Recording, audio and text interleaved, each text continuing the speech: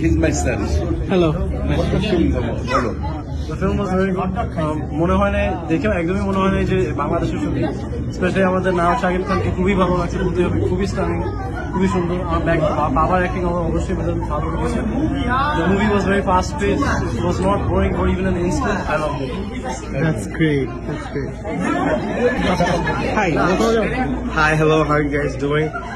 Borbaad, we've been waiting, অনেক দিন ধরে ওয়েট করতেছি কবে আসবে ডালাসে কবে আসবে, নিউ ইয়র্কে অনেক আগে আসছিল, আসছে। আজকে যে দেখলাম, এতদিন আশা যে করে আসছিলাম এবং করে যে দেখলাম, I am more than satisfied. আমি অনেক অনেক হ্যাপি, কি বলবো, যে বাংলাদেশ এখন ফাইনালি, এই কিছুদিন আগে সাকিব আঙ্কেলের আরেকটা মুভি বের হয়েছিল তুফান, ওটাও তো ফ্যান্টাস্টিক, এন্ড দিস কেপ্ট ইট।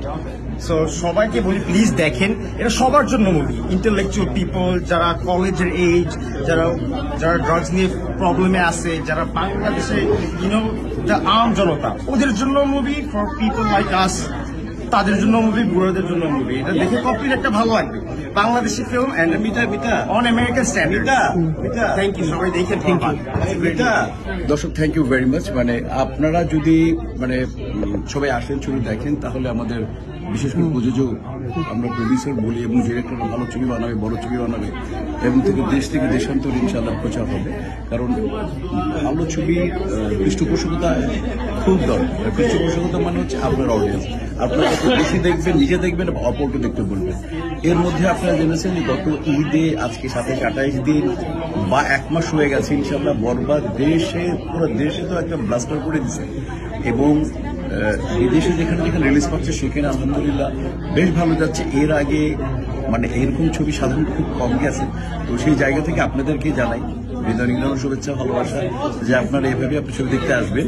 বরবাদ, আমি আগেই বলেছিলাম, অনেক আগে বরবাদ বাংলাদেশি ছবি, কিন্তু এটা একটা তৈরি করা হয়েছে ইন্টারন্যাশনাল স্ট্যান্ডার্ডে, এবং ইন্টারন্যাশনাল স্ট্যান্ডার্ড করতে হলে প্রচুর পরিমাণে টাকা দিতে হয়। দেখেন, বিজিএম করতে স্ট্রংলি, সাউন্ড করতে স্ট্রংলি, সিজি করতে স্ট্রংলি, ভালো লোকেশন। আমরা পুনেতে গিয়ে শুটিং করেছি, পুনেতে পাহাড়ের উপর শুটিং করেছি, যে বিজয় মালিয়ার বাংলোতে আমার যেটা বাসা, সেটা বিজয় মালিয়ার বাসা। কিংফিশারের মালিক আপনি বিজয় মালিক জানেন।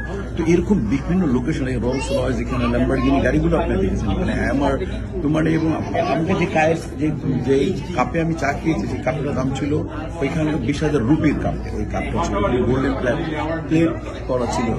কাজে হচ্ছে যে ডিরেক্টর, আমি দুটো কাজ করেছিলাম, ওটিটি কাজ করেছিলাম, একটা ছিল টাকশাল, আরেকটা ছিল মন মাজার।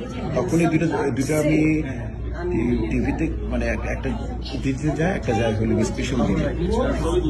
তখন ওই দুটো আমি ট্যালেন্ট খুঁজে পাই। তো আমি ওকে বিশ্বাস করেছিলাম, ও একটা গল্প শুনিয়েছিল বরবাদ। এই দেখার পরে আমি বললাম, এইটা তো সাকিব ছাড়া হবে না, বলে সাকিব থেকে করবে, ওই করানোর দায়িত্ব আমার। দেন আমি দায়িত্ব করবো। আমি হৃদয়কে ট্রাস্ট করি, মেহেদী হাসান হৃদয়কে ট্রাস্ট করি, মেহেদী হাসান আমি ট্রাস্ট করবো, সাকিব আমাকে ট্রাস্ট করে, সাকিব আমাকে ট্রাস্ট করার পর আমরা সবাই মিলে ছবিটা করি। তারপরে তো বরবাদ হয়ে গেল ইনশাআল্লাহ।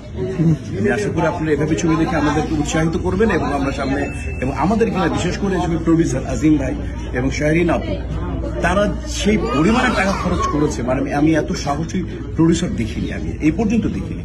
এবং আপনারা জেনে খুশি হবেন, এই পর্যন্ত বাংলাদেশের সর্বোচ্চ বাজেটের ছবি। বাট আমি একটা ব্যাপার শুনেছি গতকালকে, যেটা নাকি পাইরেসি হয়েছে। তো যারা করেছে তাদেরকে আইনের আওতায় আনা, উপযুক্ত শাস্তি দেওয়া উচিত। এর আগেও ঠিক কমার্শিয়াল ছবিতে এরকম একটা কষাঘাত এসেছিল, এবং চলচ্চিত্রকে বিনষ্ট করে দিয়ে গেছে পাইরেসিকে যদি এখনো ঠেকানো না যায়, তাহলে চলচ্চিত্রে এইরকম আজকে একটা আজিম ভাই, একটা শাহরিন আপু আর আসবে, এবং চলচ্চিত্র আবার ব্যাক করবে। স্পেশালি যে আমরা কমার্শিয়াল ছবি যারা বানাই, যাতে কমার্শিয়াল একটা ছবি হিট হলে হয় কি, এটা প্রডিউসার অনেক টাকা পায়, টেকনিশিয়ানস অনেক নাম করে, তখন অনেক ছবি বানাতে ইন্ডাস্ট্রি ঘুরে দাঁড়ায়। আমি আবার আপনাদেরকে, যারা আমাকে দেখছেন তাদের সবাইকে, হোল আমেরিকা যারা আছেন বা যারাই আমাকে দেখছেন তাদের সবাইকে বরবাদ দেখার জন্য আমি আমন্ত্রণ রইল। সুস্থ থাকুন, সুন্দর থাকুন, এবং বাংলা চলচ্চিত্রের পাশে থাকুন। Thank you so much.